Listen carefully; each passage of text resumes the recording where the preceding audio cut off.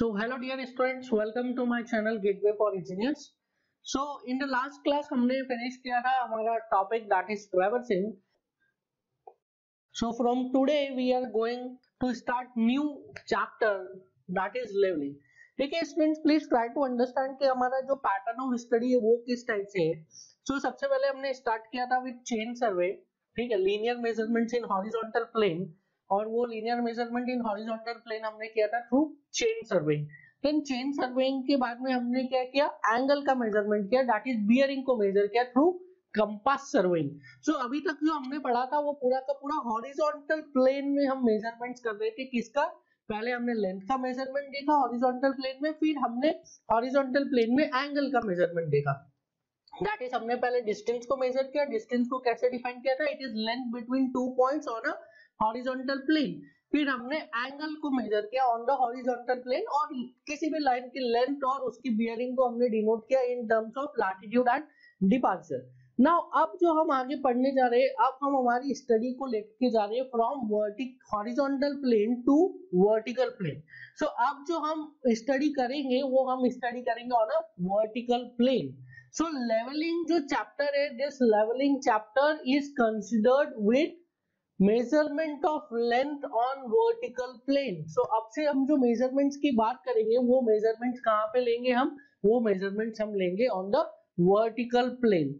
सो levelling chapter start कर रहे हैं हम. नाउ लेवलिंग चैप्टर स्टार्ट करने से पहले सबसे पहले जो हम टॉपिक पढ़ेंगे इसमें, that is basic terminology. Now the most basic terminology in leveling chapter is elevation.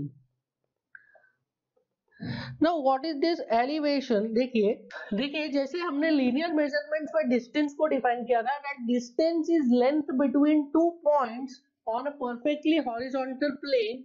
Similarly elevation को डिफाइन किया गया है. Elevation is the height of any point, or you can say it is the length of between two points in vertical plane, or you can say it is height of any point with respect to a reference point. Suppose पे elevation की बात करूं तो elevation क्या है?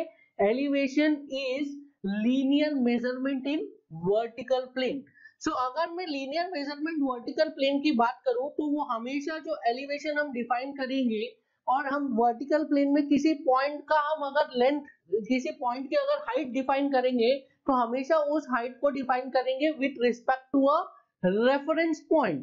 And elevation is that elevation is height of any point with respect to a reference point. So अगर मैं एक एग्जांपल से आपको समझाऊं, so this is a pole, this is ground level, and ground level पे this is pole base, and on this pole base there is a pole, this is a pole.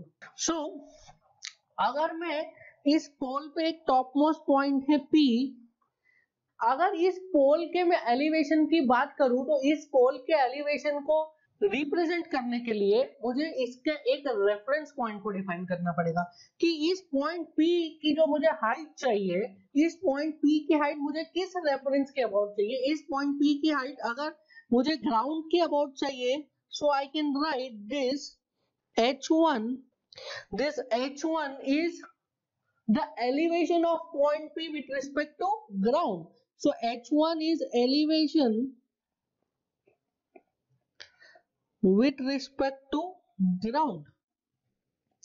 Similarly इस point P का मैं elevation define कर सकता हूं, इस point P के elevation को रिप्रेजेंट कर सकता हूं किसके रेस्पेक्ट में? In reference to this base.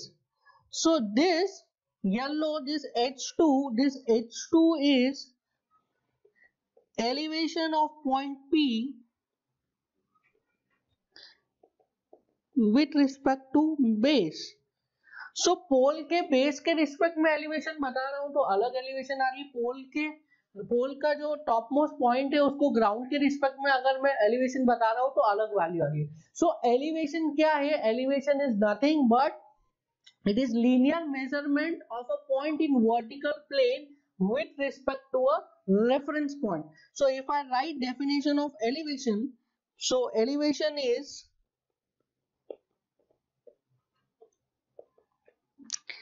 linear measurement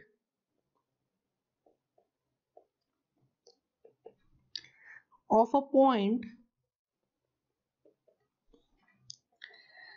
in vertical plane with respect to a reference point. So elevation is nothing but linear measurement in vertical plane with respect to a reference point. हमेशा elevation की बात करेंगे तो हमेशा हमें क्या बताना पड़ेगा, हमें एक reference point बताना पड़ेगा. Now what is elevation? Elevation हमने समझ लिया. Elevation is linear measurement on a vertical plane with respect to any reference point. Now अब क्या प्रॉब्लम आ रही है कि जैसे जैसे रेफरेंस पॉइंट्स चेंज हो रहे हैं वैसे वैसे क्या हो रहा है, एलिवेशन की वैल्यू चेंज होती जा रही है. नाउ एलिवेशन की वैल्यूज चेंज होती जा रही है किसी भी पॉइंट की, तो हम डिफरेंट पॉइंट्स जो है around the globe, around the earth और अराउंड द वेरियस प्लेसेस, उनके एलिवेशन को हम कंपेयर नहीं कर पा रहे हैं. ठीक है, सपोज एक बिल्डिंग है, उसका आपने एलिवेशन बताया उसके प्लिंथ लेवल से, दूसरी बिल्डिंग है उसका एलिवेशन बताया उसके प्लिंथ लेवल से. हो सकता है कि दोनों के ग्राउंड में कोई डिफरेंस हो, तो आप ये नहीं बता सकते कि which building is of more height. ठीक है, सो क्या हो रहा है कि जैसे जैसे रेफरेंस पॉइंट चेंज हो रहा है वैसे वैसे एलिवेशन की वैल्यू भी चेंज होती जा रही है. तो हम जो दो स्ट्रक्चर्स है, दो नेचुरल स्ट्रक्चर है या फिजिकल या मैन मेड स्ट्रक्चर है, उनकी हाइट्स को, उनके एलिवेशन को हम कंपेयर नहीं कर पा रहे. सो इसके लिए क्या डिफाइन किया गया, इसके लिए डिफाइन किया गया एक यूनिवर्सल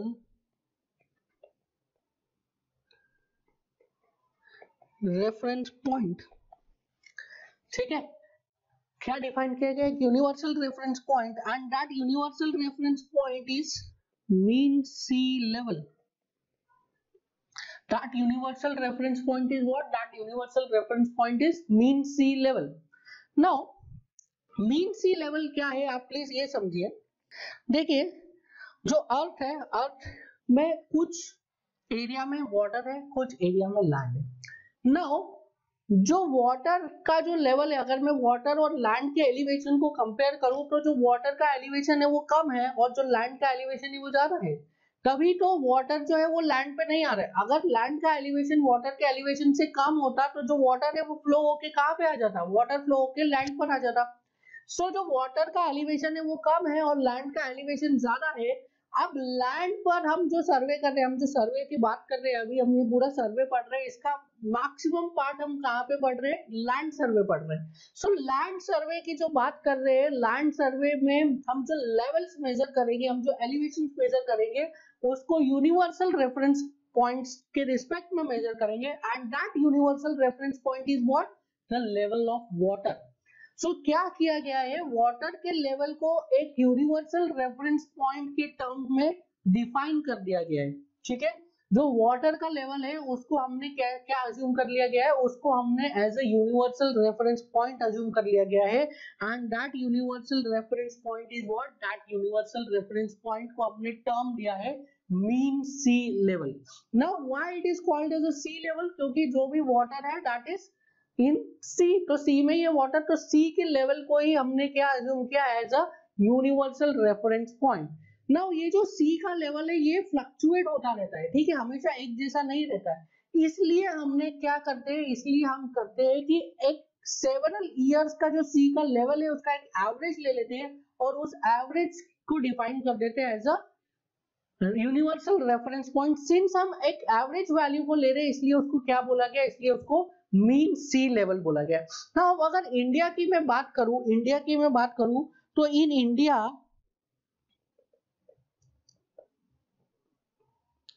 मीन सी लेवल, इसको हम डिनोट करते हैं विथ MSL. इंडिया में जो मीन सी लेवल है that is defined in, fixed in Mumbai. और मुंबई में जो MSL फिक्स किया हुआ है उसको हमने कितने इयर्स का एवरेज लिया है, 19 इयर्स का एवरेज लिया है. So 19 year average sea level is defined as what, is defined as mean sea level. और हमने उसको हमारा रेफरेंस पॉइंट बना दिया है कि इंडिया में जो भी हम रिड्यूस लेवल इंडिया में हम किसी भी पॉइंट का अगर एलिवेशन डिफाइन करेंगे with respect to a universal reference point, तो वो यूनिवर्सल रेफरेंस पॉइंट कौन सा होगा? मुंबई में जो एवरेज सी लेवल हमने फिक्स कर दिया, मीन सी लेवल फिक्स कर दिया, उसके रेस्पेक्ट में हम हर पॉइंट का एलिवेशन बताएंगे। नाउ एलिवेशन क्या था? Elevation was it is the vertical height of any point with respect to reference point. अब अगर इस रेफरेंस पॉइंट को मैंने फिक्स कर दिया है, इस रेफरेंस पॉइंट को मैंने फिक्स कर दिया as a universal reference point, और अगर आप किसी भी पॉइंट का एलिवेशन मेजर कर रहे हैं with respect to a universal reference point, तो उसको हम क्या बोलेंगे? उसको हम बोलेंगे रिड्यूस्ड लेवल। सो जो सेकंड बेसिक टर्मिनोलॉजी है, second basic terminology is reduced level. So अगर मैं वापस से उस पोल की हाइट की पे बात करूं, so this was our land,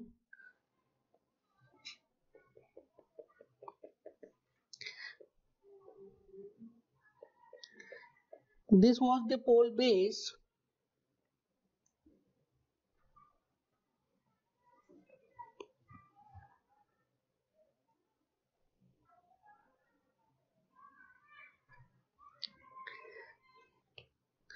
and ये पोल के ऊपर एक पॉइंट था P। नाउ अब क्या किया है हमने? अब हमने एक यूनिवर्सल रेफरेंस पॉइंट को डिफाइन कर दिया गया है, that universal reference point is mean sea level. और हमें पता है कि वो जो मीन सी लेवल है उसका elevation as compare to land कम है, ठीक है। अगर वो लैंड से ज्यादा होता तो जो सी का पानी है वो कहाँ पे आ जाता? लैंड पे आ जाता। सो वो जो मीन सी लेवल है उसका एलिवेशन लैंड से कम है। तो मैं क्या कर सकता हूँ? क्या मैं ऐसा कर सकता हूँ कि वो जो मेरा रेफरेंस पॉइंट है उस पे एक हॉरिजॉन्टल प्लेन बना दूं, इमेजिनरी हॉरिजॉन्टल प्लेन। तो वो जो इमेजिनरी हॉरिजॉन्टल प्लेन पास होगा वो कहां से पास होगा? जिस भी पॉइंट पे आप खड़े उस पॉइंट के नीचे से पास होगा, ठीक है। सो अगर मैं यहाँ पे मीन सी लेवल को डिफाइन करूं, तो ये अगर लैंड है तो mean sea level will pass below this land. So this is, I can say this is mean sea level and this is our datum, इसको datum line पे बोलते हैं। सो अब मैंने क्या डिफाइन कर दिया? अब मैंने एक यूनिवर्सल रेफरेंस पॉइंट डिफाइन कर दिया। तो अगर अब मैं इस पॉइंट का एलिवेशन पूछूंगा with respect to this universal reference point, तो वो हमेशा ही क्या आएगा? हमेशा ही वो एक आपको फिक्स्ड वैल्यू मिलेगी, and this fixed value is what? This fixed value is RL, that is reduced level। So अगर आप किसी पॉइंट के RL की बात कर रहे हैं तो उस पॉइंट के RL के लिए आपको रेफरेंस पॉइंट डिफाइन करने की जरूरत नहीं है।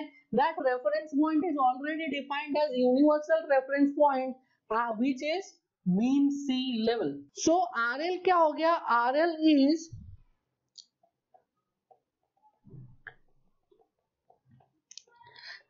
elevation of a point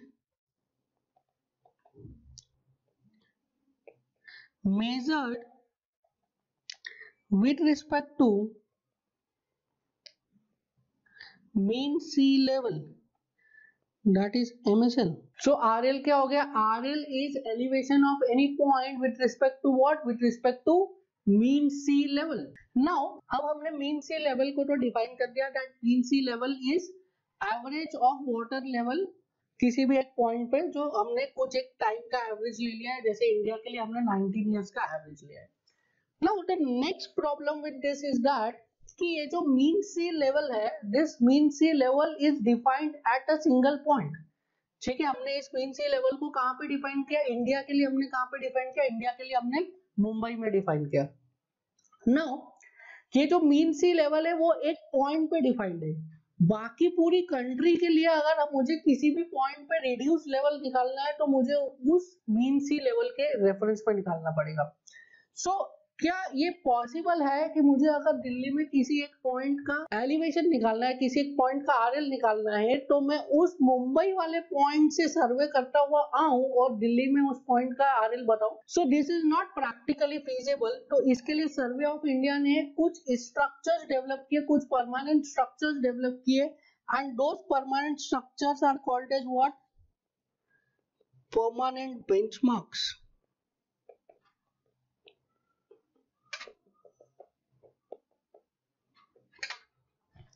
Now what is this permanent benchmarks? देखिए मुझे RL बताना है किसी भी पॉइंट का, मुझे RL बताना है, मुझे दो पॉइंट्स के अगर एलिवेशन को कंपेयर करना है, दो पॉइंट के हाइट को मुझे कंपेयर करना है, तो मुझे क्या करना पड़ेगा? मुझे RL बताना पड़ेगा। सो RL बताना है, ये तो मुझे क्लियर है। मुझे ये भी क्लियर हो गया कि इस RL को मेजर करना है कहाँ से? इस RL को मेजर करूंगा with respect to universal reference point that is mean sea level. But problem ये है कि मीन सी लेवल को हम किसी एक पॉइंट पे डिफाइन कर सकते हैं, that is defined in Mumbai, और मुझे आरएल बताना है किसी एक पॉइंट का जो कि कहां पर है?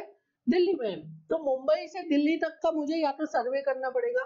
Now to ease out this problem क्या किया गया है? सर्वे ऑफ इंडिया ने कुछ परमानेंट स्ट्रक्चर्स डेवलप कर लिए गए हैं और उन परमानेंट स्ट्रक्चर का ऑलरेडी सर्वे कर दिया गया है, डिटेल सर्वे कर चुके हैं, और उन परमानेंट स्ट्रक्चर का डिटेल सर्वे करके क्या किया गया है? उन परमानेंट स्ट्रक्चर का रिड्यूस लेवल ऑलरेडी डिफाइन किया गया है, एंड वो परमानेंट स्ट्रक्चर जिनका रिड्यूस लेवल ऑलरेडी डिफाइंड है, that permanent structures are called as permanent benchmarks. ठीक है, आपको समझ में आया? क्या किया गया है? सर्वे ऑफ इंडिया ने कुछ परमानेंट स्ट्रक्चर्स हर सिटी में, हर अलग अलग प्लेसेस पे डेवलप कर दिए गए हैं, और उन परमानेंट स्ट्रक्चर का ऑलरेडी आरएल डिफाइन कर दिया गया है with respect to mean sea level, and that permanent structures जिसका कि आरएल डिफाइन कर दिया गया है, उसको क्या बोलेंगे? उसको बोलेंगे हम परमानेंट बेंचमार्क। आपने देखा होगा अलग अलग सिटी में आप कहीं भी जाते हैं, जैसे आप दिल्ली में आएंगे तो दिल्ली में जो रेलवे स्टेशन है वहां पे आपको दिखेगा नई दिल्ली, और उसके नीचे लिखा रहेगा समुद्र तल से ऊंचाई। तो समुद्र तल से ऊंचाई क्या है? समुद्र तल से ऊंचाई इज नथिंग बट इसका उस पॉइंट का रिड्यूस्ड लेवल है with respect to mean sea level. So mean sea level से उसका रिड्यूस लेवल आपको मिलेगा इन फॉर्म ऑफ समुद्र तल से ऊंचाई। सो ऐसे ही क्या किया गया है? ऐसे ही क्या किया गया है? अलग अलग प्लेसेस पर सर्वे ऑफ इंडिया ने क्या किया? कुछ परमानेंट स्ट्रक्चर्स बना के उनका रिड्यूस लेवल डिफाइन कर दिया गया है, and that permanent structures are called as what? Benchmark. So benchmark are very very very important. अगर आपको किसी भी पॉइंट का रिड्यूस लेवल मेजर करना है, तो अब आप उस पॉइंट का रिड्यूस लेवल मुंबई के मीन सी लेवल से मेजर नहीं करेंगे, उस पॉइंट का आप रिड्यूस लेवल मेजर करेंगे with respect to this permanent benchmark. So अगर मैं इस पॉइंट की बात करूं, इस पोल की वापस से बात करूं, so this is ground,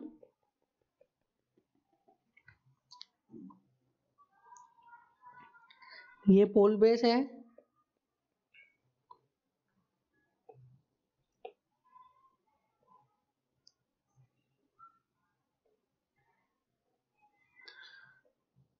now this is point P।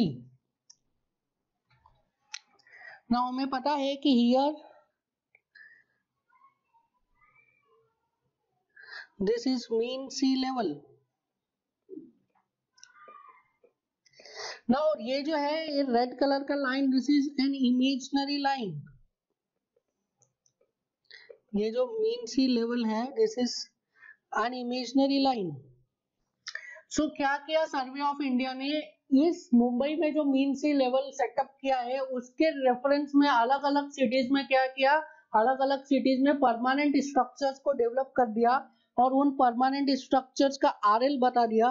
So here somewhere in Delhi there was a permanent structure and whose RL was known to you. ठीक है, सो ये जो परमानेंट स्ट्रक्चर हो जाएगा, इस परमानेंट स्ट्रक्चर को आप क्या बोलेंगे? इस परमानेंट स्ट्रक्चर को आप बोलेंगे बेंचमार्क। नाउ इसका आरएल आपको पता है, सपोज इसका RL is 200 metre and you want to define RL of point P, तो आप क्या मेजर करेंगे? आप मेजर करेंगे the elevation of point P with reference to this benchmark. तो आप क्या करेंगे? आप पॉइंट पी के एलिवेशन को मेजर करेंगे। आप कहां से? With reference to this benchmark, and this will give you RL of point P. So if I say RL of point P will be equals to how much? 200 plus h. If h का value is 5 meter, so we can say RL of point P is 200 plus 5, that is 205 meters. Now अब आपको RL major करने के लिए क्या चाहिए? क्या आपको RL मेजर करने के लिए मीन सी लेवल चाहिए? नहीं, आपको RL मेजर करने के लिए क्या चाहिए? आपको RL मेजर करने के लिए आपको चाहिए परमानेंट बेंचमार्क। सो मीन सी लेवल जो है वो हर पॉइंट पे डिफाइंड नहीं है। मीन सी लेवल कहाँ पे डिफाइंड है? मीन सी लेवल सिर्फ एक पॉइंट पे डिफाइंड है, that is in Mumbai. But जो परमानेंट बेंचमार्क्स है वो अलग अलग प्लेसेस पर डिफाइंड है, और आपको किसी भी पॉइंट का अगर आरएल मेजर करना है तो आप आरएल कहाँ से मेजर करेंगे? आप आरएल मेजर करेंगे with respect to permanent benchmark. So आपको आरएल मेजर करने के लिए किस चीज की जरूरत है? आपको आरएल मेजर करने के लिए आपको परमानेंट बेंचमार्क की जरूरत है, because this permanent benchmark is in real whereas mean sea level is imaginary. अगर किसी पॉइंट पे आप मीन सी लेवल की बात करोगे तो हर पॉइंट में मीन सी लेवल जो है वो इमेजिनरी है, सिर्फ एक पॉइंट पे डिफाइंड है। कहाँ पे? वो एक पॉइंट है मुंबई में। सो आपको किसी भी पॉइंट का अगर आरएल मेजर करना है तो आप वो आरएल कहाँ से मेजर करेंगे? आप आरएल को मेजर करेंगे with respect to permanent benchmark. Now अब नेक्स्ट प्रॉब्लम ये आती है इसमें आरएल को मेजर करने के लिए, दैट जो ये परमानेंट बेंचमार्क डिफाइन किए गए हैं, ये permanent benchmark are at very far off places. ठीक है, कि ऐसा नहीं है कि हर 5 मीटर पे, हर 10 मीटर पे, हर 50 मीटर पे बेंचमार्क डिफाइन किए गए परमानेंट बेंचमार्क। ये हर सिटी में एक ही पॉइंट पे, जैसे आप दिल्ली की बात करेंगे तो दिल्ली के रेलवे स्टेशन पे डिफाइंड है परमानेंट बेंचमार्क।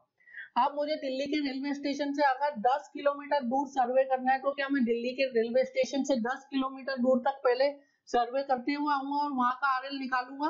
नहीं, मैं क्या करूंगा? आई विल सेट अप अ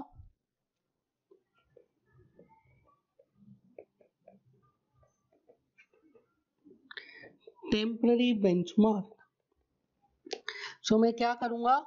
मैं अपने सर्वे के लिए, जो मुझे सर्वे करना है उसके लिए क्या करूंगा? मैं एक टेम्पररी बेंचमार्क को सेटअप करूंगा एंड मैं अपना पूरा सर्वे करूंगा उस टेम्पररी बेंचमार्क के रेफरेंस में, जो कि परमानेंट नहीं है। ठीक है, that is for temporary basis. ठीक है, उस प्रोजेक्ट के लिए या उस सर्वे के लिए। सो अगर किसी पॉइंट का मुझे सर्वे करना है तो क्या मैं उस 100 किलोमीटर या 50 किलोमीटर या 10 किलोमीटर दूर से परमानेंट बेंचमार्क से सर्वे करते हुए स्टार्ट करूंगा? नहीं, मैं क्या करूंगा? सेटअप करूंगा एक टेम्पररी बेंचमार्क और अपना जो प्रोजेक्ट है, अपना जो मेरा वर्क है लेवलिंग का, उस वर्क को कंप्लीट करूंगा with respect to that temporary benchmark. ठीक है, सो टेम्पररी बेंचमार्क क्या होते हैं? टेम्पररी बेंचमार्क्स वो बेंचमार्क होते हैं जो कि आपने टेम्पररली सेटअप किए हैं in order to complete any particular project work or in order to complete any small amount of work।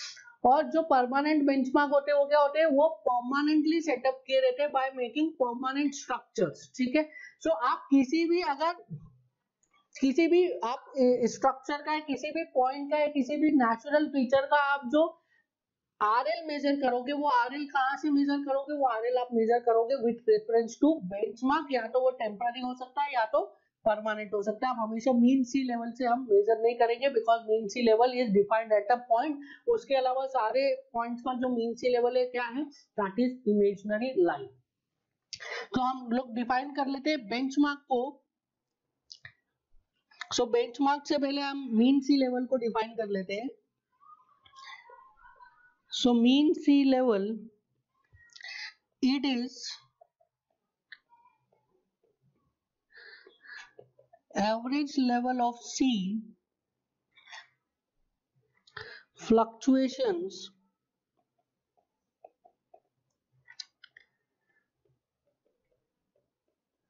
considered at any station in a country. In India, mean sea level is fixed as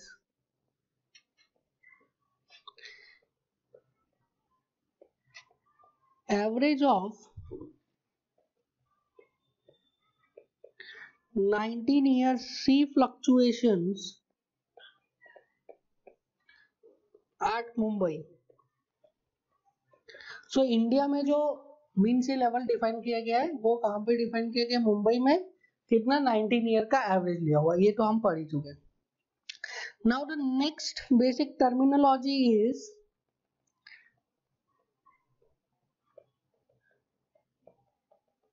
benchmark. So any station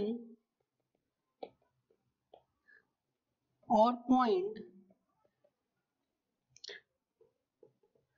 which has known RL. So benchmark is any station or a point which is having a known RL. Now RL of all other points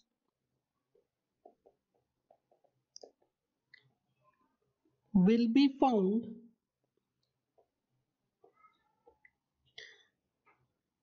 by using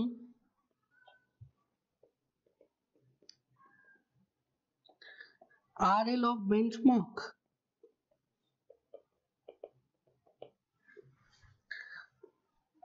Next point is temporary benchmarks are those which are fixed temporarily for a small time.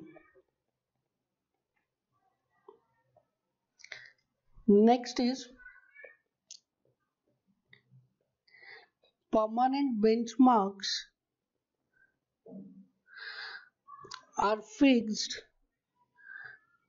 by making a permanent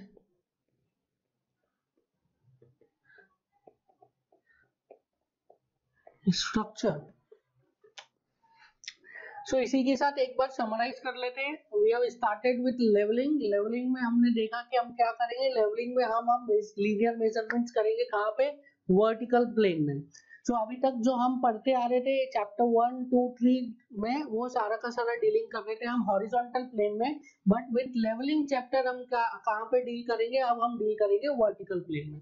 so vertical plane में जब हम deal करेंगे तो उसको हम बोलेंगे levelling, और उसमें हमने क्या किया, बेसिक टर्मिनोलॉजीज को डिफाइन किया। तो जो सबसे पहला टर्मिनोलॉजी था दैट वाज एलिवेशन। एलिवेशन को कैसे डिफाइन किया हमने, it is linear measurement on vertical plane. So linear measurement of any point on vertical plane with respect to a reference point is called as what, elevation. Now अब जैसे जैसे reference point change होते जाते थे वैसे वैसे क्या हो रहा था, किसी भी एक पॉइंट का, फिक्स पॉइंट का एलिवेशन चेंज हो रहा था। रेफरेंस पॉइंट आपने लिया पोल बेस को तो आपको कुछ और एलिवेशन मिला, रेफरेंस पॉइंट आपने लिया ग्राउंड को तो आपको कुछ और रेफरेंस मिला। सो क्या हो रहा था, एलिवेशन की वैल्यू चेंज हो रही थी विद रिस्पेक्ट टू जैसे जैसे आप रेफरेंस पॉइंट्स को चेंज कर रहे थे। इसके लिए क्या किया, इसके लिए एक यूनिवर्सल रेफरेंस पॉइंट को डिफाइन किया। That universal reference point is what, mean sea level. Now mean sea level क्या है, मीन सी लेवल है जो वाटर का एवरेज लेवल है उसको हमने फिक्स कर दिया as a mean sea level.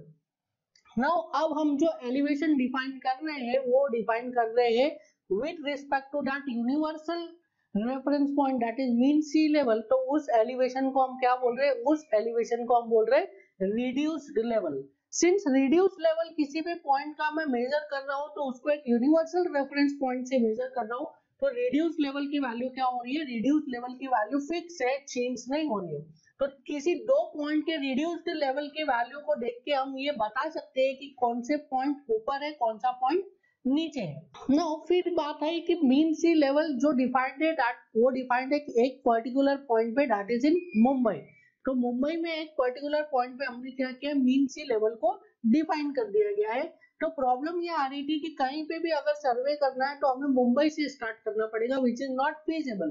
तो उसके लिए क्या किया, सर्वे ऑफ इंडिया ने डिटेल सर्वे किया और हर अलग अलग प्लेसेस पे क्या किया, कुछ परमानेंट स्ट्रक्चर्स को डेवलप करके उनका रिड्यूस्ड लेवल डिफाइन कर दिया, उनका रिड्यूस्ड लेवल मेजर करके बता दिया, that is called as what, that permanent structures are called as what, permanent benchmark.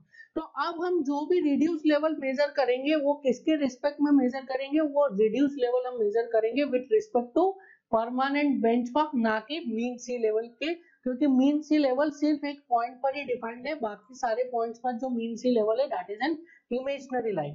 सो अब हम जो रिड्यूस लेवल बता रहे हैं, that reduce level we are calculating in terms of what, with reference to benchmark. Now अब benchmarks भी जो है वो अलग अलग प्लेसेस पर डिफाइंड है, बट अगर हमें कहीं पे सर्वे करना है तो हमें क्या करना पड़ेगा, हमें टेम्पररीली बेंचमार्क सेटअप करने पड़ेंगे, that are called as temporary benchmarks. So these were the basic terminology for leveling, that is elevation, mean sea level, reduced level, benchmark. ठीक है, तो ये बेसिक टर्मिनोलॉजी थी. अब हम स्टार्ट करेंगे कि लेवलिंग कैसे की जाती है, लेवलिंग में क्या क्या इंस्ट्रूमेंट्स की जरूरत पड़ती है हमें, और किस तरीके से हम फिजिकली सर्वे में हम लेवल को कैलकुलेट करते हैं, किसी पॉइंट के आरएल को कैलकुलेट करते हैं. नाउ लेवलिंग में मेजरमेंट्स लेने के लिए हम दो टाइप के इंस्ट्रूमेंट्स को यूज करते हैं.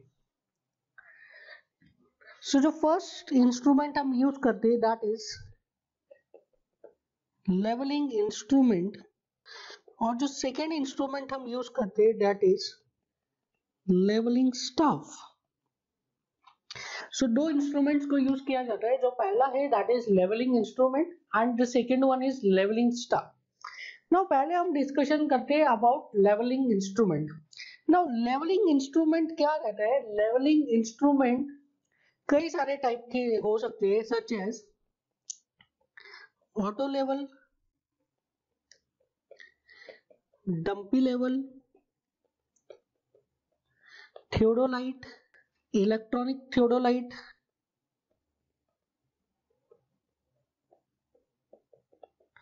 Total station,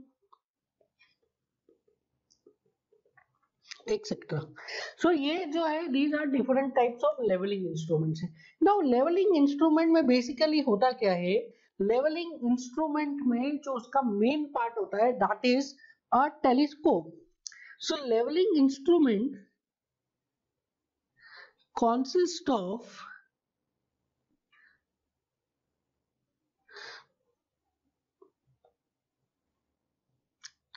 a telescope.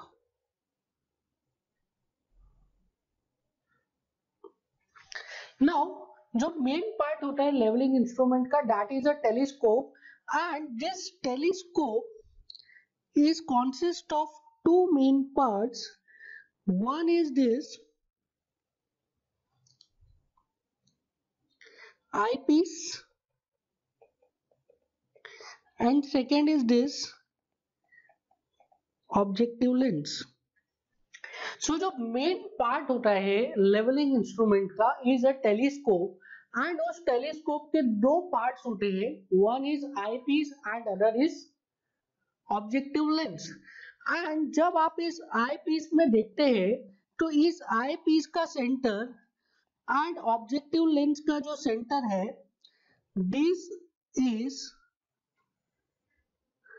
This forms a perfectly horizontal line.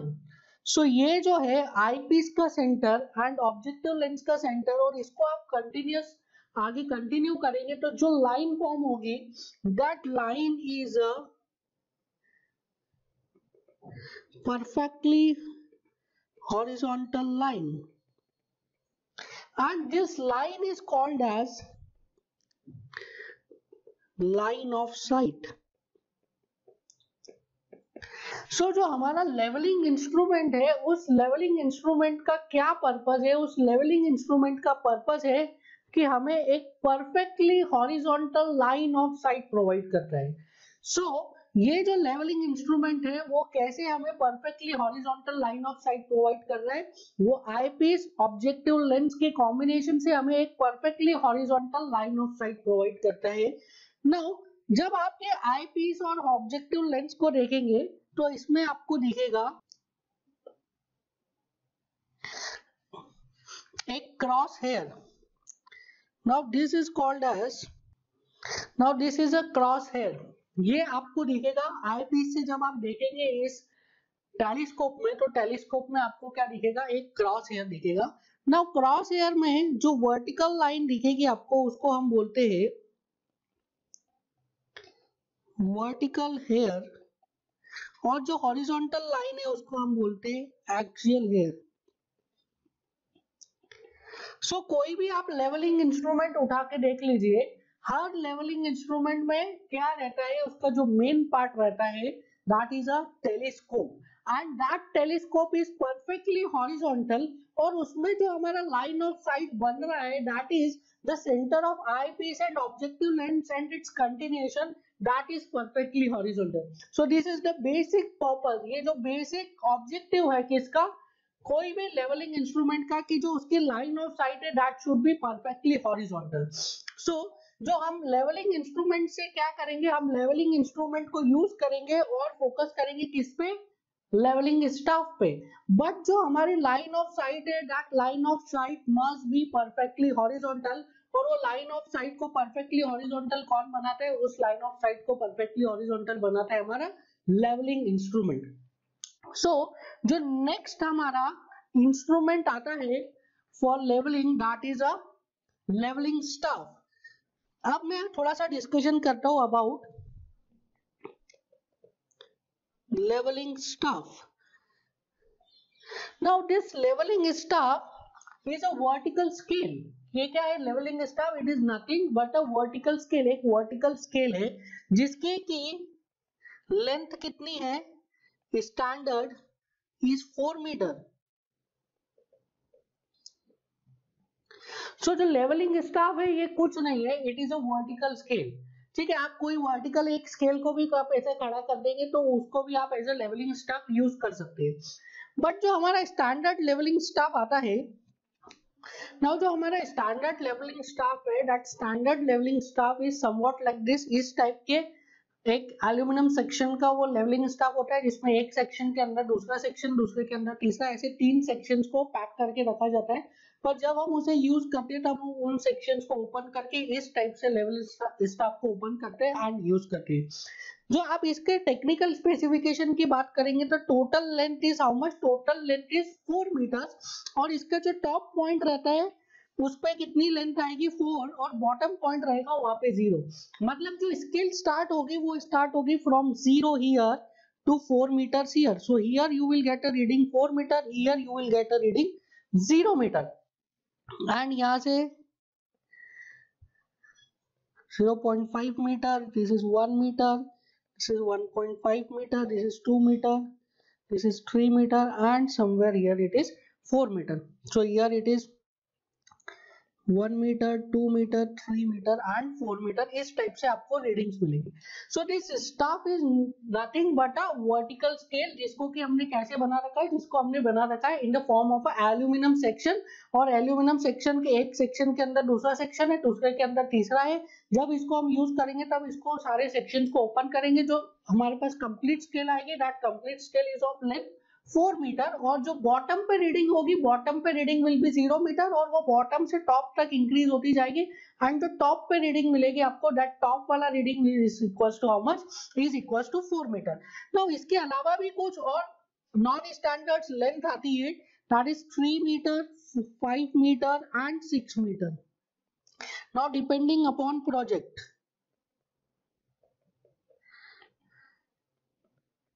So depending upon project इसकी अलग अलग लेंथ मिल सकती है आपको मार्केट में, बट जो स्टैंडर्ड लेंथ होती है स्टाफ की दैट इज 4 मीटर. सो ये दो इंस्ट्रूमेंट्स को हम यूज करते हैं, that is a levelling instrument and levelling staff. इन दोनों इंस्ट्रूमेंट को यूज करके हम क्या करते हैं, हम मेजरमेंट्स लेते हैं इन लेवलिंग, और इन you can say in levelling सर्वे हम लोग क्या करते हैं, हम लोग मेजरमेंट्स लेते हैं. नाउ अब मेजरमेंट्स लेते कैसे, ये हमने दोनों इंस्ट्रूमेंट्स तो देख लिया, अब मेजरमेंट लिया कैसे जाता है. Now suppose this is a point.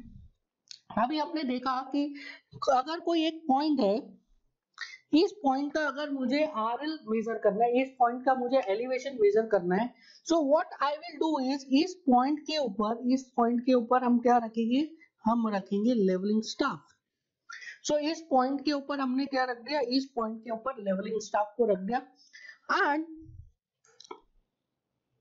यहाँ पे हमने हमारा इंस्ट्रूमेंट को सेट किया.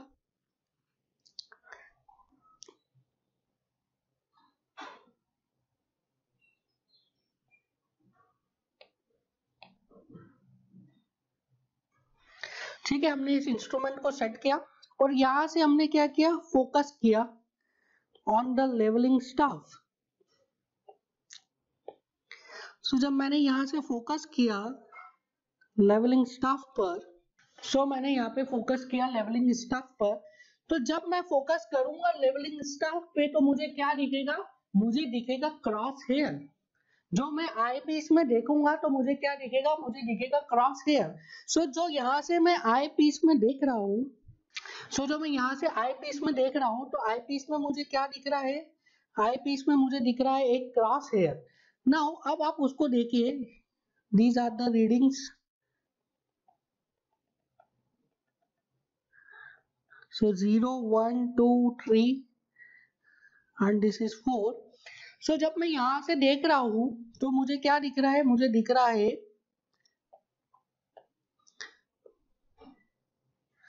एक क्रॉस हेयर। इस क्रॉस हेयर के साथ में मुझे और क्या दिख रहा है, इस क्रॉस हेयर के साथ में मुझे दिख रहा है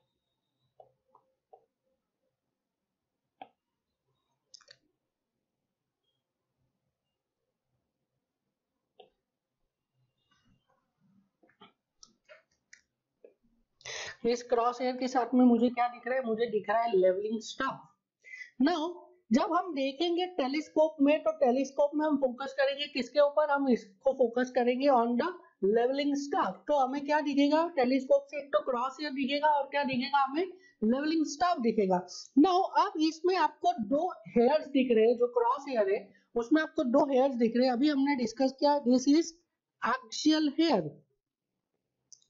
सो एक्सियल हेयर का क्या पर्पस है, एक्सियल हेयर का पर्पस है कि आपको वो रीडिंग देता है। कौन सी रीडिंग देता है, आपको स्टाफ रीडिंग देता है। तो एक्सियल हेयर का क्या यूज है, टू रीड स्टाफ रीडिंग। आप जो रीडिंग को आप कैप्चर करोगे, जो रीडिंग को आप नोट करोगे, वो किसकी मदद से करोगे, आप उसको करोगे capture with the help of axial hair. यहाँ पे देखिए, here somewhere is 3 metre, 1 2 3 4 5 6 7 8 9 10 11 12 13 14 15 16 17 18 19 20, here it is 4 metre. आप जो रीडिंग को कैप्चर करोगे, ये वाली रीडिंग को, this will be your staff reading. अगर 3 to 4 मीटर के बीच में 20 ग्रेजुएशन है, आपकी जो रीडिंग हो जाएगी वो हो जाएगी this one. Suppose this is 3.5 metre, ये आपकी रीडिंग हो जाएगी कितनी, 3.5 मीटर। जो आप रीडिंग लिखोगे, वो कौन सी रीडिंग लिखोगे, आप वो वाली रीडिंग को नोट करोगे जो रीडिंग कोइंसाइड कर रही है विथ, जो रीडिंग कोइंसाइड कर रही है with axial hair. Axial hair से जो भी रीडिंग कोइंसाइड करेगी, उस रीडिंग को हम नोट करेंगे as the staff reading. Now ये जो वर्टिकल हेयर है, वर्टिकल हेयर, इसका क्या पर्पस है। नाउ ये वर्टिकल हेयर क्या इंश्योर करता है, ये वर्टिकल हेयर इंश्योर करता है, या वर्टिकल हेयर की मदद से सर्वेयर ये चीज को इंश्योर करता है कि जो स्टाफ होल्ड कर रखा है वो स्टाफ वर्टिकल है या नहीं है। सपोज ये भी पॉसिबल है कि ये जो स्टाफ है, ये स्टाफ इस, ठीक है, इट इज पॉसिबल कि जो स्टाफ है ये वर्टिकल नहीं होल्ड करके, दूसरा जो सर्वेयर स्टाफ होल्ड करके रखा है वो स्टाफ को कुछ इंक्लाइंड होल्ड किया हुआ है। अगर स्टाफ इंक्लाइंड है और वर्टिकल क्रॉस हेयर आपको ऐसा दिख रहा है, तो आप क्या बोलेंगे सर्वेयर को कि आप स्टाफ को सीधा पकड़िए। अगर स्टाफ इंक्लाइंड पकड़ा हुआ है तो क्या है, जो आपको रीडिंग्स मिलेंगी, that readings will not be correct readings, उन रीडिंग्स में क्या होगा, एरर आएगा। इसलिए ये वर्टिकल हेयर की मदद से आप क्या करोगे, you will ensure that staff is perfectly vertical. To ensure that staff is perfectly vertical। Vertical hair से आप क्या कर रहे हैं, आप ये इंश्योर कर रहे हैं कि स्टाफ परफेक्टली वर्टिकल है या नहीं है। और एक्सियल हेयर से क्या कर रहे हैं, आप एक्सियल हेयर से रीडिंग को नोट कर रहे हैं, रीडिंग को आप कैप्चर कर रहे हैं। नाउ अब क्या हो रहा है, हम रीडिंग को कैप्चर कर रहे हैं, that this reading 3.5 metre is staff reading. मैंने स्टाफ रीडिंग को कैप्चर किया, that staff reading is 3.5 metre. ये स्टाफ रीडिंग क्या सिग्निफाई कर रही है, मैंने यहाँ पे लिखा, यहाँ से कैप्चर किया, that staff reading is 3.5 meter. So I have written staff reading as 3.5. तो ये staff reading क्या signify कर रही है? Staff reading signify कर रही है that the height of line of sight, this is what? This is called as line of sight.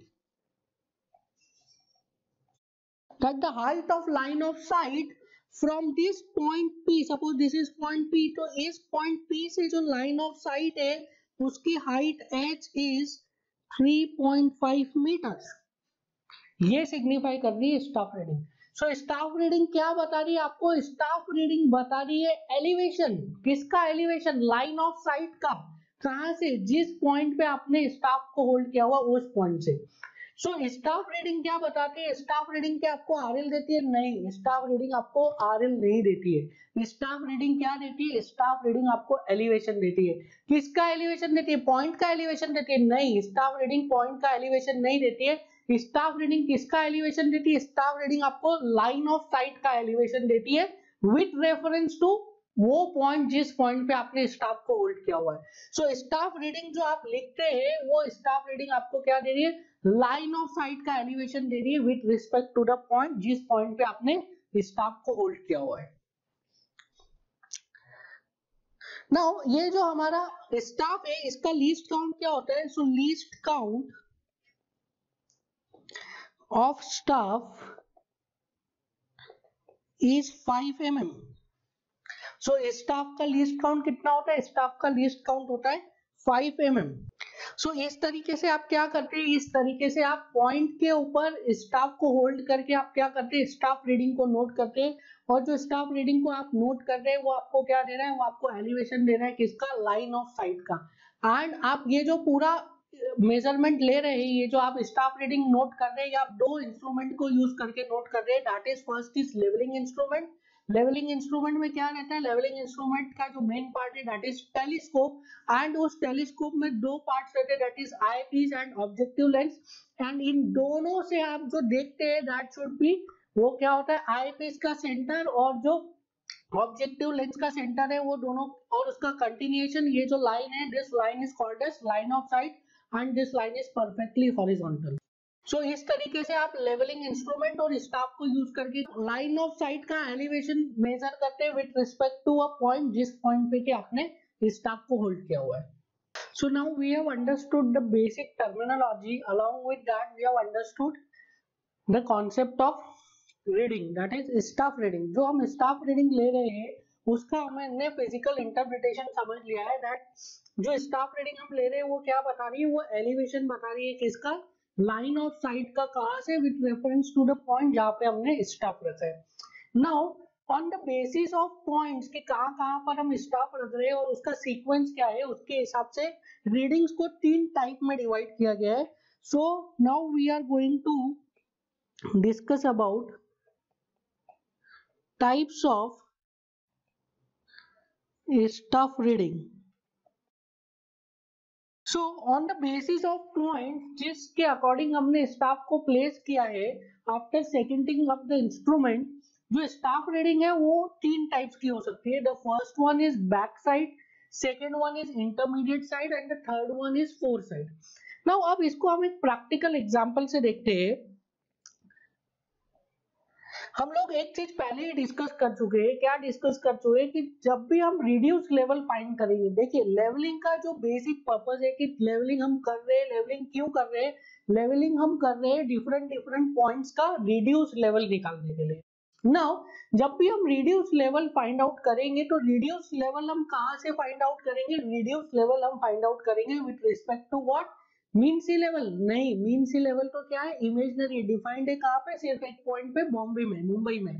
But हम जो रिड्यूस लेवल पॉइंट करेंगे प्रैक्टिकली, वो हम रिड्यूस लेवल किसके रेफरेंस से फाइंड करेंगे? हम रिड्यूस लेवल फाइंड करेंगे with reference to a benchmark. That could be a permanent benchmark और अ टेम्पररी बेंचमार्क. तो हम जो हमारा लेवलिंग कर रहे हैं और जो हम रिड्यूस लेवल कैलकुलेट कर रहे हैं वो रिड्यूस लेवल किसके रेफरेंस से कैलकुलेट कर रहे हैं? With respect to the benchmark. तो जहां पर भी बेंचमार्क होगा हम उस बेंचमार्क से अपना लेवलिंग वर्क स्टार्ट करेंगे, लेवलिंग सर्वे को स्टार्ट करेंगे. सो सपोज एक टेरेन है. I am considering a terrain. So this is a terrain and इस टेरेन पे देयर इज अ बेंचमार्क, सो ये एक बेंचमार्क है जिसको कि ऑलरेडी डिफाइन किया हुआ है, this is a benchmark and इसका आरएल हमें ऑलरेडी पता है। सो क्या करेंगे हम, सबसे पहले हम इंस्ट्रूमेंट को सेटअप करेंगे, हमारे लेवलिंग इंस्ट्रूमेंट को सेट करेंगे, कहां पे सेट करेंगे, इस बेंचमार्क के नियर बाय। जनरली बेंचमार्क से जिस डायरेक्शन में हमको सर्वे करना है उस डायरेक्शन में हम लेवलिंग इंस्ट्रूमेंट को सेटअप करते हैं, but it is not compulsory. But हम हमेशा क्या करते हैं, जो लेवलिंग इंस्ट्रूमेंट है उसको इस बेंचमार्क के आसपास में कहीं पे सेटअप करते हैं। So now I am setting up the instrument. So ये मैंने क्या किया, इंस्ट्रूमेंट को सेटअप कर लिया, ठीक है, दिस इज माय इंस्ट्रूमेंट और इस इंस्ट्रूमेंट को मैंने सेटअप कर लिया नियर टू द बेंचमार्क। अब जो मैं सबसे पहले रीडिंग लूंगा इस इंस्ट्रूमेंट से, वो कौन सी रीडिंग लूंगा, वो मैं स्टाफ रीडिंग लूंगा। और स्टाफ को कहां पे रखूंगा, मैं स्टाफ को रखूंगा बेंचमार्क पे। सो जो लेवलिंग इंस्ट्रूमेंट है उसको सेटअप करने के बाद जो सबसे पहली रीडिंग ली जाती है, जब आप सर्वे स्टार्ट कर रहे हैं तब आप किस पे आप रीडिंग लेंगे, वो रीडिंग लेंगे आप स्टाफ को प्लेस करेंगे, कहां पे स्टाफ को प्लेस करेंगे, on the benchmark. So I am placing the staff on the benchmark, benchmark के ऊपर हमने स्टाफ को प्लेस कर दिया है। एंड वी नो दैट जो लेवलिंग इंस्ट्रूमेंट है वो हमें क्या देता है, लेवलिंग इंस्ट्रूमेंट हमें लाइन ऑफ साइट देता है and that line of sight is perfectly horizontal. So यहां से मुझे एक perfectly horizontal line of sight मिल जाएगी। सो जो सबसे पहला रीडिंग हमने लिया है after setting up the instrument, that the first reading is called as what, the first reading is called as back side। और वो बैक साइड हमने कहां पे लिए, हमने बैक साइड लिए, कहां पे लिए, हमने बेंचमार्क पे लिए। सो द फर्स्ट रीडिंग जो आप लेंगे इंस्ट्रूमेंट को सेटअप करने के बाद, उस रीडिंग को हम क्या बोलेंगे, उस रीडिंग को हम बोलेंगे back side. And suppose the value of this back side जो इस केस में आ रही है, this is H1। So I will write here what is this BS, BS is back side and for this survey the value of back side is how much, H1। now अब क्या करूंगा मैं, अब अपना levelling सर्वे को start करते हुए जो डायरेक्शन ऑफ सर्वे है उसमें अलग अलग पॉइंट्स के ऊपर,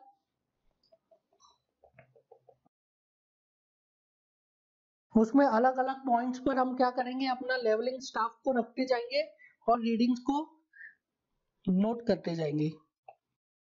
So suppose this is point A, this is point A,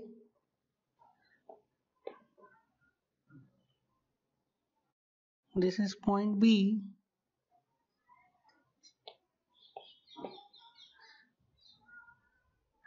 this is point C, and this one is point D।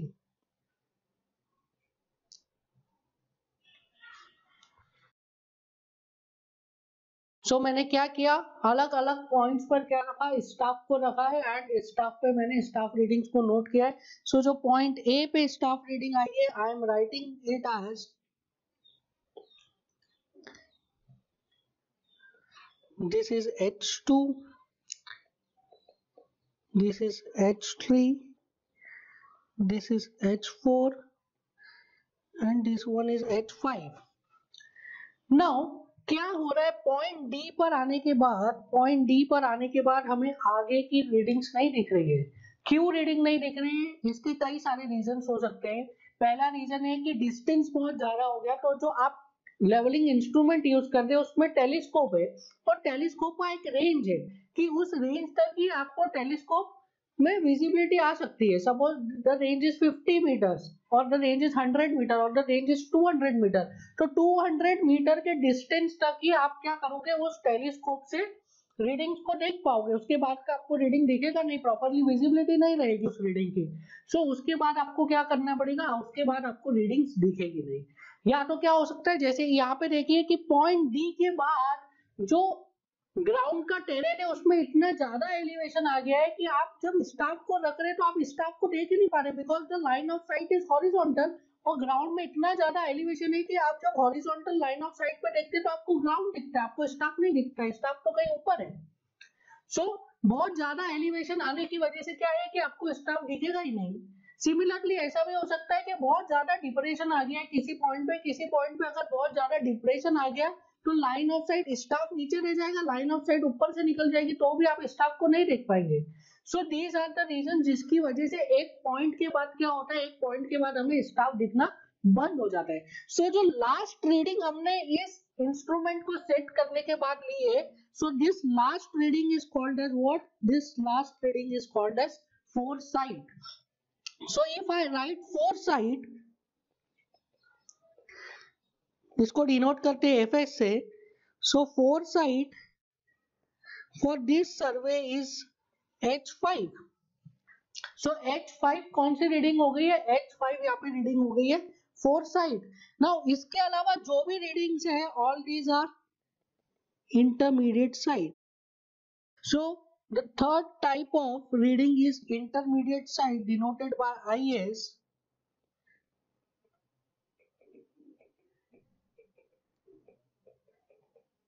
So H2, H3 and H4.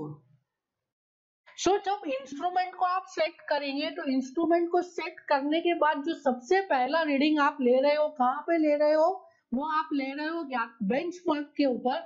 उस रीडिंग, उस सबसे पहली स्टाफ रीडिंग को आप क्या बोलोगे, उस सबसे पहले स्टाफ रीडिंग को आप बोलोगे बैक साइड, और वो हमेशा कहाँ पर लोगे आप, हमेशा आप लोगे बेंचमार्क पे। उसके बाद जो आप इन द डायरेक्शन ऑफ सर्वे जो आप रीडिंग्स ले रहे हो, उन रीडिंग में इंस्ट्रूमेंट को सेटअप करने के बाद जो आखिरी रीडिंग आप लोगे, उस आखिरी रीडिंग को आप क्या बोलेंगे, उस आखिरी रीडिंग को हम बोलेंगे फोरसाइट।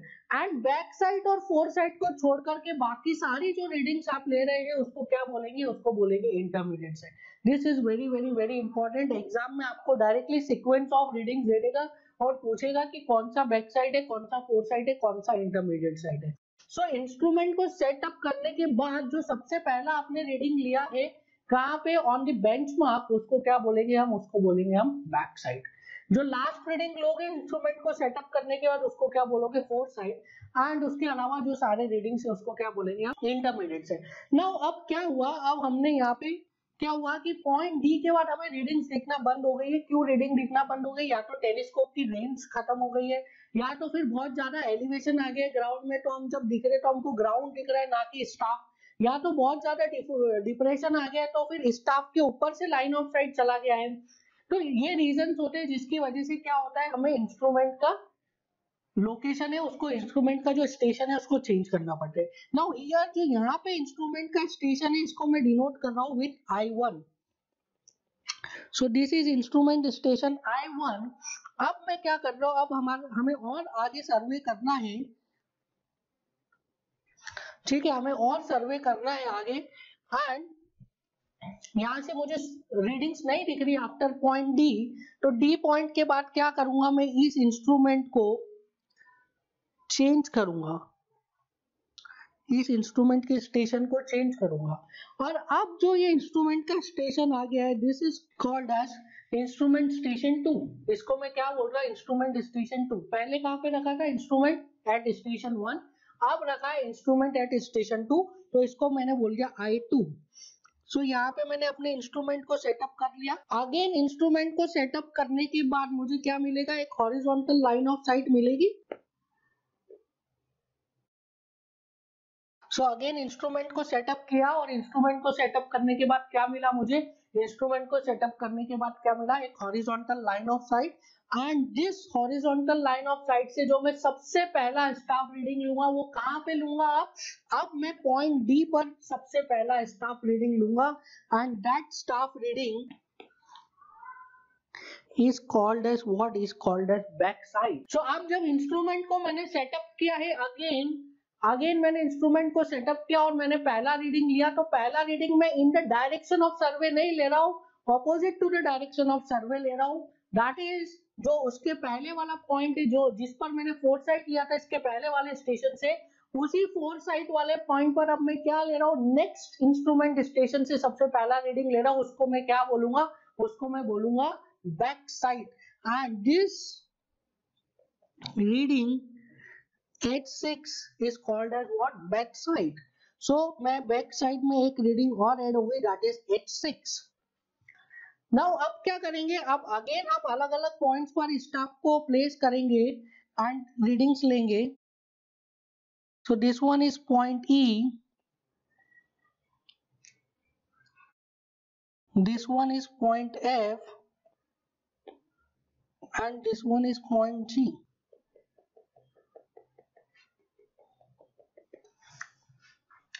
So क्या किया हमने, अगेन हमने इंस्ट्रूमेंट को चेंज किया है. अभी कहां से, from point I1 to I2, I1 से I2 पे इंस्ट्रूमेंट को चेंज करने के बाद क्या किया हमने, बैक साइड रीडिंग लिया. बैक साइड रीडिंग कहां पे लिया हमने, बैक साइड रीडिंग उस पॉइंट पे लिया जिस पॉइंट से हमने पहले वाले स्टेशन से फोर साइड रीडिंग लिया था.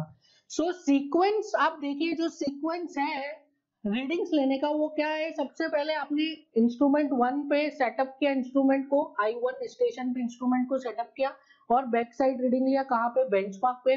फिर आपने क्या किया, इंटरमीडिएट साइड कई सारे रीडिंग्स लिए और जहां तक आपके टेलीस्कोप की रेंज थी या जहां तक आप देख पा रहे थे रीडिंग को, उस लास्ट पॉइंट तक आपने रीडिंग्स लिए और लास्ट रीडिंग को आपने क्या बोल दिया, फोर साइड रीडिंग.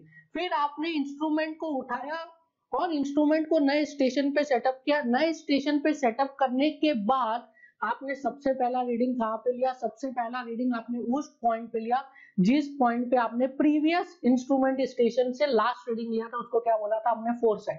सो जिस पॉइंट पर प्रीवियस इंस्ट्रूमेंट स्टेशन से आपने फोर साइड लिया था, उसी पॉइंट पर आप नेक्स्ट इंस्ट्रूमेंट स्टेशन से सबसे पहला रीडिंग लेंगे और सबसे पहला रीडिंग को हम क्या बोलेंगे, बैक साइड बोलेंगे.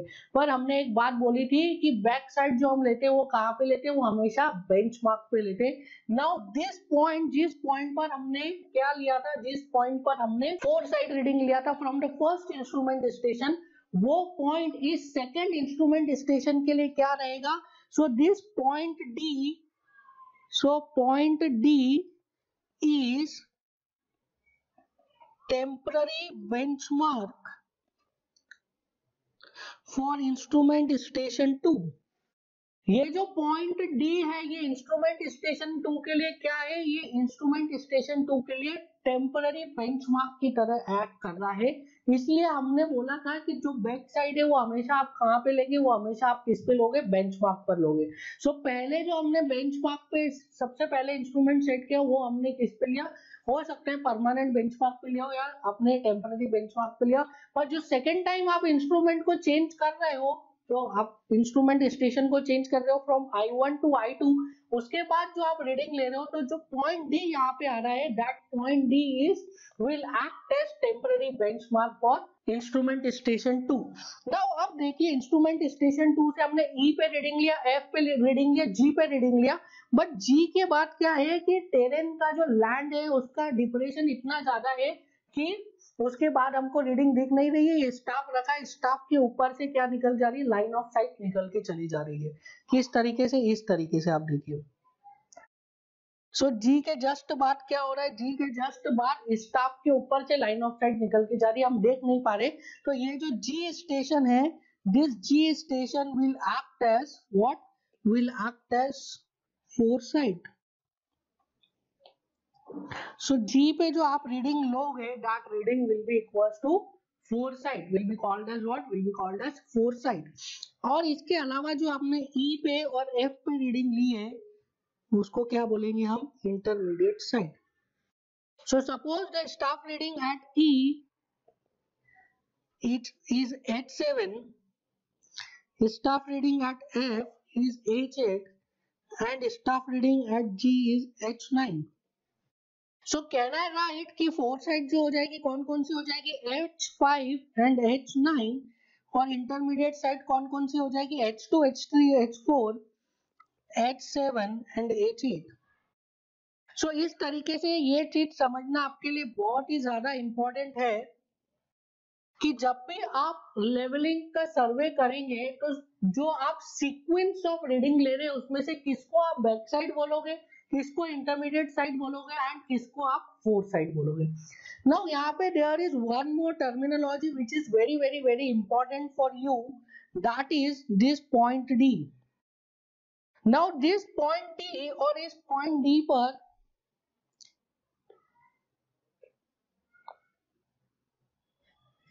नाउ ये जो पॉइंट डी है, this is very very very important, क्योंकि this is a special station, ये एक स्पेशल पॉइंट है। इसको हम क्या बोलते हैं, इसको हम बोलते हैं change point. This point D is called as change point, क्योंकि इस पॉइंट के अबाउट ही क्या हो रहा है, इस पॉइंट के अबाउट ही जो इंस्ट्रूमेंट का स्टेशन है वो चेंज हो रहा है। ठीक है, इस पॉइंट के पहले जो है वो इंस्ट्रूमेंट कौन से स्टेशन पे I1 पे है, इस पॉइंट के बाद जो है वो इंस्ट्रूमेंट कौन से स्टेशन पे I2 पर है। सो इस पॉइंट के अबाउट क्या हो रहा है, इंस्ट्रूमेंट चेंज हो रहा है। That is why this point is called as what, change point. Second चीज, ये जो स्टेशन डी है, ये जो पॉइंट डी है, इस पॉइंट डी की क्या स्पेशलिटी है, इस पॉइंट डी की ये स्पेशलिटी है कि इस पॉइंट पर आप दो स्टाफ रीडिंग ले रहे हैं। पहला स्टाफ रीडिंग ले रहे हैं आप कौन सा, fore side with from first instrument station, और दूसरा स्टाफ रीडिंग ले रहे हैं आप back side from the second instrument station. So ये चेंज पॉइंट की क्या स्पेशलिटी है कि चेंज पॉइंट पे हम कितनी रीडिंग लेते हैं, चेंज पॉइंट पे हम दो रीडिंग लेते हैं। पहला रीडिंग कौन सा लेते हैं, पहला रीडिंग हम फोर साइड लेते हैं from the first instrument station, दूसरा रीडिंग हम बैक साइड लेते हैं from the second instrument station. बाकी सभी पॉइंट्स पे आप कोई सा भी पॉइंट देख लीजिए, बाकी सभी पॉइंट्स पे आप कितनी रीडिंग ले रहे हो, बाकी सभी पॉइंट पे आप सिर्फ और सिर्फ एक रीडिंग ले रहे हो। आप पहला बेंचमार्क देख लीजिए, उस पर भी एक रीडिंग लिया, पॉइंट ए पे भी एक रीडिंग लिया, पॉइंट बी पर भी एक रीडिंग लिया, सी पे भी एक लिया, but D is a special point जिसपे आप क्या कर रहे हैं, जिसपे आप दो रीडिंग ले रहे हैं। दूसरा, D is a special point जिसके अबाउट क्या हो रहा है, जिसके अबाउट इंस्ट्रूमेंट का स्टेशन चेंज हो रहा है। डी के पहले इंस्ट्रूमेंट का स्टेशन कुछ और था, डी के बाद इंस्ट्रूमेंट का स्टेशन कुछ और है। So now these are the types of reading जो हम नोट करते हैं इन लेवलिंग वर्क। सो हम इसको सिस्टमैटिकली लिखेंगे अब। So please give heading measurement in leveling work. So the first measurement is backside. It is denoted by BS. So please write down backside. All the first reading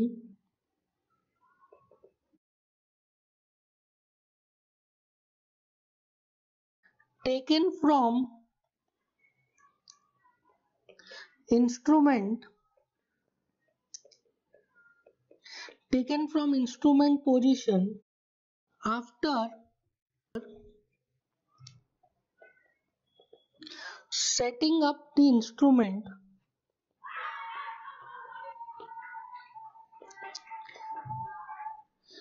is called as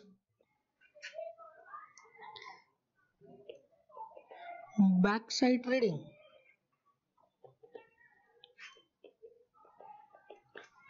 So जो भी first reading आप लोगे after setting up the instrument, उसको क्या बोलते हैं, उसको बोलते हैं हम back side reading. Second type of reading is fore sight reading.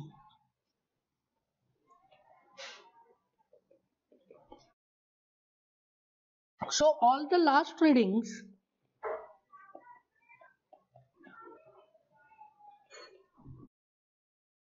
the last readings taken from instrument position are called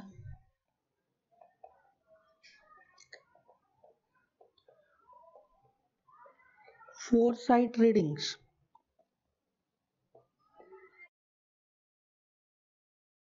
So जो फर्स्ट रीडिंग है उसको हमने क्या बोला, जो फर्स्ट रीडिंग है उसको हमने बोला बैक साइड रीडिंग, जो लास्ट रीडिंग है उसको हमने क्या बोला, फोर साइड रीडिंग। नाउ इसमें एक और पॉइंट लिखिए, after four sight reading either instrument is shifted or work is completed. So four side के बाद या तो आपको इंस्ट्रूमेंट शिफ्ट करना पड़ेगा या तो आपका वर्क कंप्लीट हो गया, तो that is called as fore sight reading. Now the third type of staff reading is intermediate site.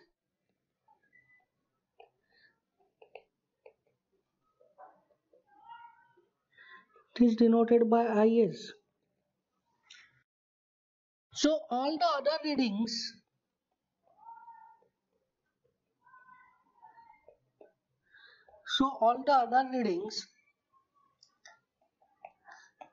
except backside and foresight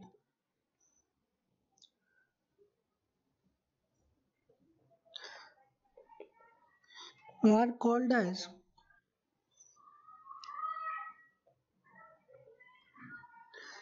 intermediate sight reading.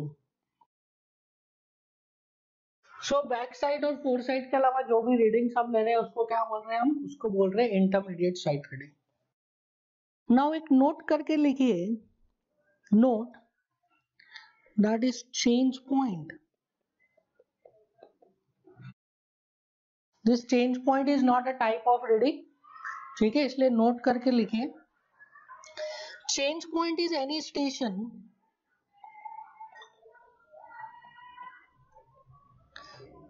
change point is any station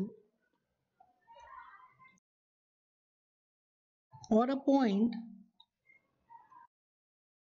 after which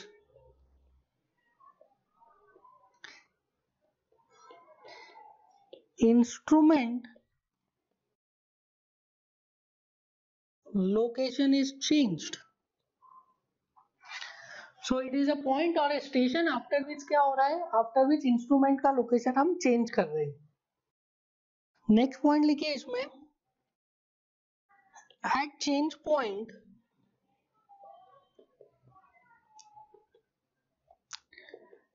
first foresight reading is taken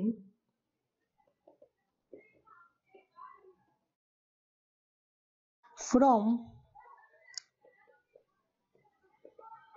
previous instrument station and then backside reading is taken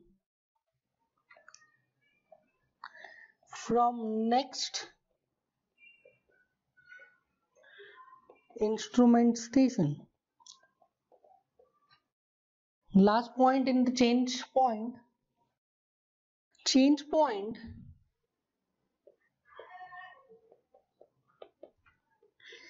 is considered as temporary benchmark. So change point is considered as what? The change point is considered as temporary benchmark.